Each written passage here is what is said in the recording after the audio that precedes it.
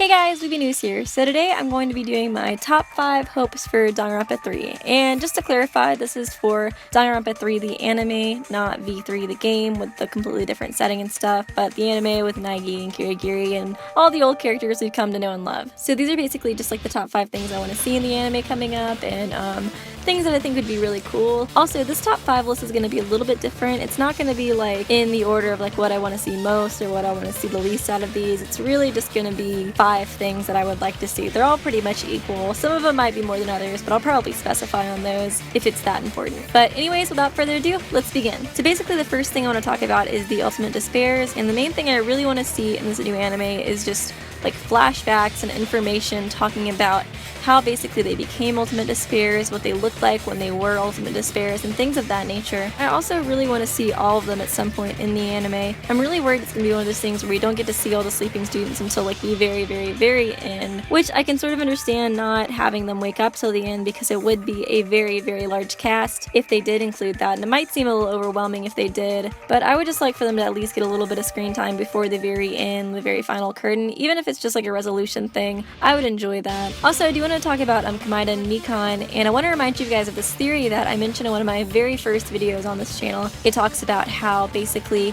Kamaida and Mikan are the most likely to wake up before the rest of the group because they did realize that it was the virtual reality before they woke up, and it's previously mentioned in the game that basically what happens to you is what you believe, so the fact that they did realize it was virtual reality could allow them to wake up sooner than the other members. The second thing I want to mention is that I really hope that it is not rushed, and basically by that I'm mostly referring to Danganronpa 1, the anime for that, which I don't think it was terrible by any means, but it was definitely rushed and it was sort of kind of cringy to watch, thinking that, you know, a lot of people, their first kind of time being introduced to Danganronpa was through the anime, and it's just so much less efficient and a lot less information than the games. So the first time I watched it, I wasn't a huge fan of it, and it kind of had to grow on me after a while. Even if it's a shorter anime, I just would really like for it to be sort of well thought out and well planned. I think like 15 to 25 episodes would be a really good length for it, depending on if it's like a long story or a short story. I'm not too incredibly worried about it though, because Kodaka did mention in an interview around the time of the V3 event that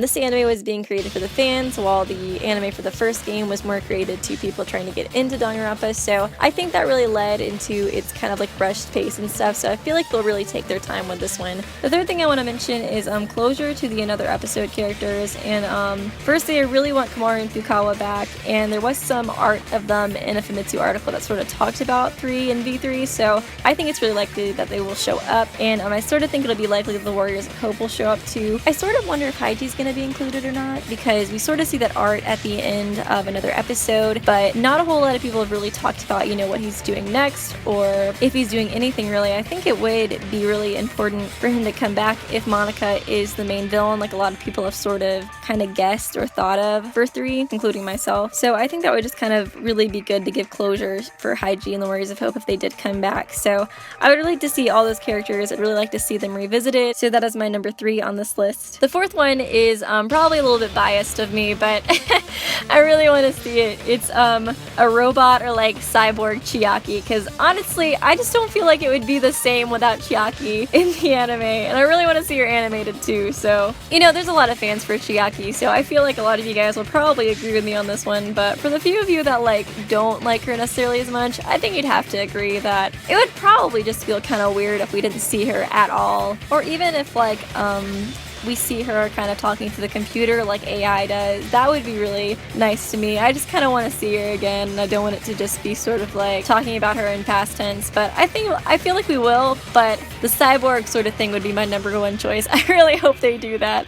I think that would be so cool. Also, if you're still not quite convinced on the Chiaki becoming a cyborg thing, just look at this cool art I found. It's by a Tumblr user who goes by the name CosmicAndriod, and basically they drew this picture saying that they hope that AI and Soda would kind of come together to create like a cyborg Chiaki, and look, she looks so freaking cool. It would be awesome. But the final thing on this list is character death, like a major character death, and this might seem pretty dark because, you know, a lot of people in Danganronpa have died already, but I feel like this is really important to include in this anime because I feel like it'll help us just kind of like take it more seriously, and I feel like that goes without saying for, you know, all video games, all animes, TV shows, movies in general. When a major character dies, especially towards the end, it really raises the stakes and it makes it a lot more worth something, so I think it'd be really important to kind of include that. And it's like, as much as I would hate to see, you know, some of the characters I really love, like Naegi or Kirigiri or Asahina or anybody else die, or maybe not necessarily those three, but I do think it would add a lot more to the plot if there was some sort of character death, as long as it's not Fuyuhiko, because if him and Peko don't reunite, I might cry. But anyways, these are my top 5 hopes. Something I did kind of want to mention is that I didn't include not seeing Junko on this list, and I know I've seen a lot of people online sort of complain about Junko being in Super Danganronpa 2 and how they don't really want to see her in 3, and honestly, I kind of go either way on that. I think as long as they can kind of reintroduce her character in a way that's not badly written, I wouldn't really mind it. Definitely not her coming as some sort of like zombie or something, but if they use maybe some sort of time travel or resurrection kind of thing like they mentioned in another episode, I don't think I'd really mind it. I like Junko as a villain, so I think it'd be fine for her to come back. I do want to see Monica as the main villain, but other than that, I don't have like a super big preference on that as long as they do it well. But anyways, I hope you guys enjoyed. Let me know what your top 5 hopes for the Danganronpa 3 anime is, if you agree with my list, if you disagree, and of course, as always, I will try my best to keep you guys updated on 3 and V3, and I hope you guys enjoyed my video. Be sure to subscribe and leave a like if you enjoyed, and I will see you guys real soon.